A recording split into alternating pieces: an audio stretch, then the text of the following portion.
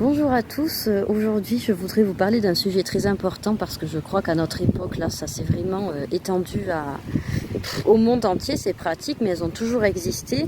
C'est tout ce qu'on appelle un peu le New Age, l'ésotérisme, on peut regrouper vraiment ça sous le terme de New Age. En fait c'est une espèce de pseudo-religion mais qui supprime en fait le truc le plus important, c'est en fait la grâce.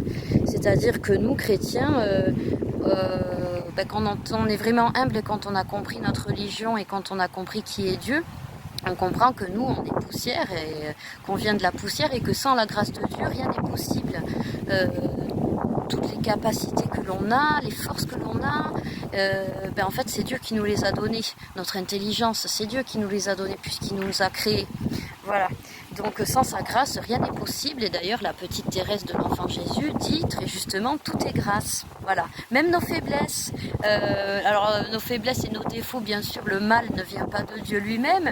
Mais si il fait que quelque part on les conserve en nous, ces faiblesses et ces défauts, c'est aussi pour nous conserver dans une certaine humilité.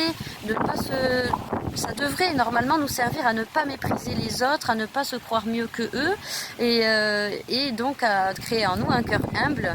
Et quand on est humble, on est capable d'aimer. Parce que si on n'est pas humble, on n'est pas capable d'aimer. Enfin, moi, je suis convaincue que l'humilité est un préalable à la charité. Voilà l'introduction.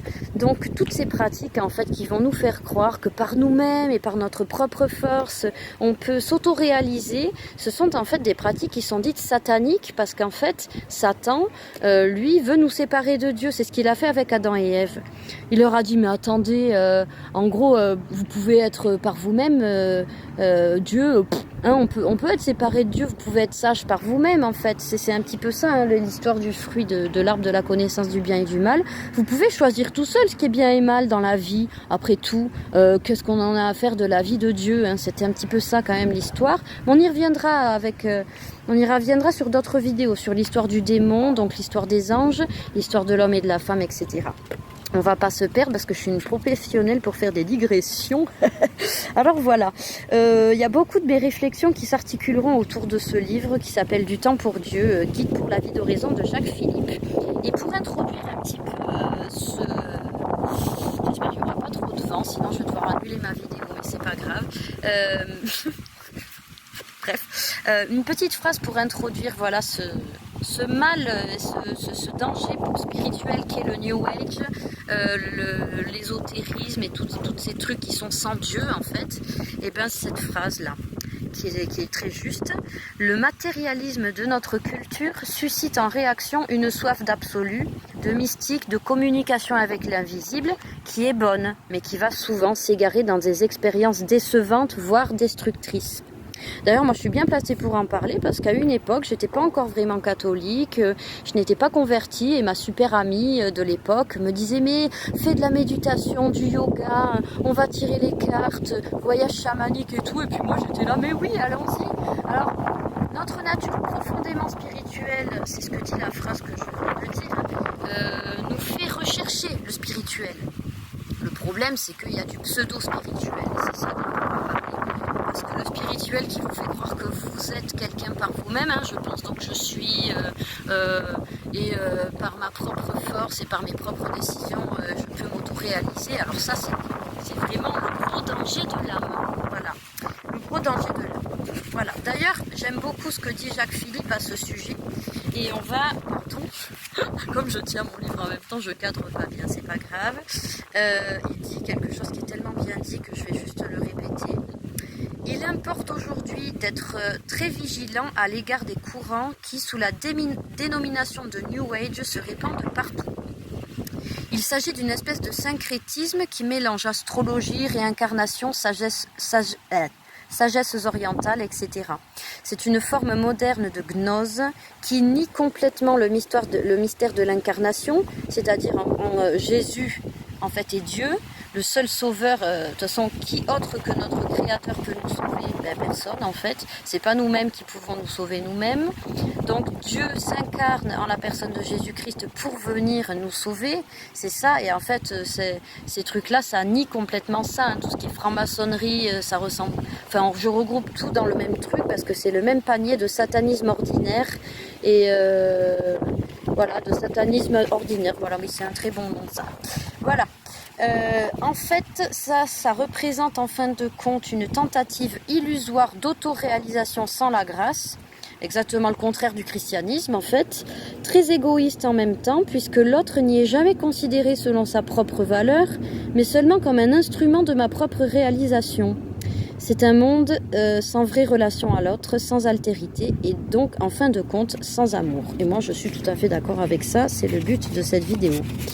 En fait, souvent, tous ces trucs là qu'on voit partout, reconnectez-vous à vous-même, c'est toujours axé vers soi-même en fait, c'est toujours vers soi.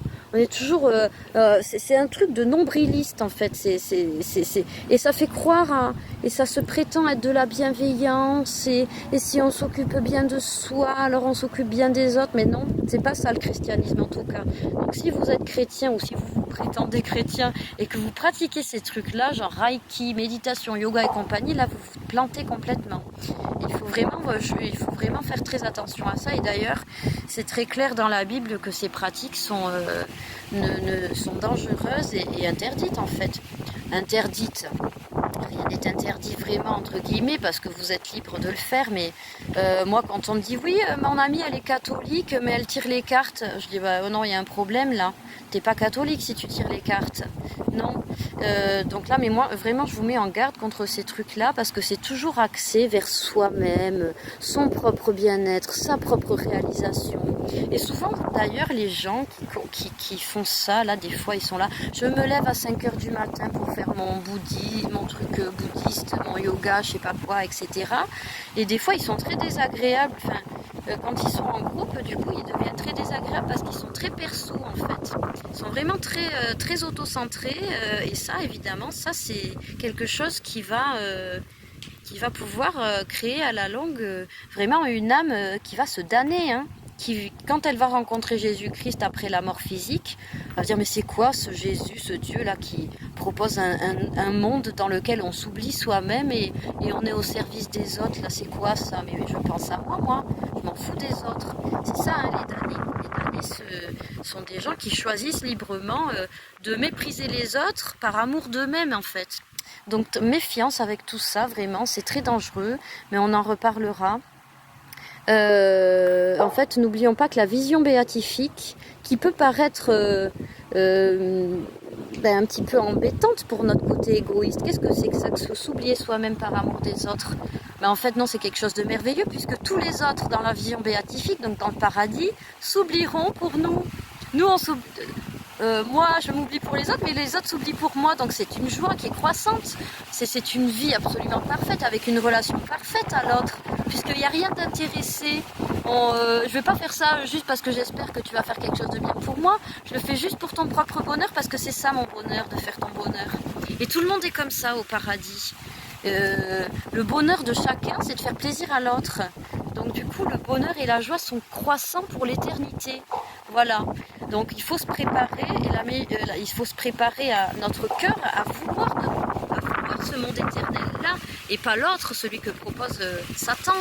Mais non, les autres, on s'en fout, c'est toi qui compte. Et oui, donc attention au New Age, ne pratiquez pas ces choses-là, en plus c'est dangereux. Certaines pratiques peuvent vraiment me conduire à des vexations démoniaques et à la longue, parfois même des possessions démoniaques avec un risque de décès. Bon ça, voilà. Mais le pire, c'est pas vraiment la mort physique, c'est plutôt la mort spirituelle, c'est-à-dire devenir égoïste, auto-centré et mépriser les autres en ayant beaucoup d'amour propre. Allez, à bientôt pour d'autres vidéos. Je vais aller réécouter tout ça parce que vu le vent qu'il y a, est-ce qu'on va entendre quelque chose? Je ne sais pas. Allez, à bientôt!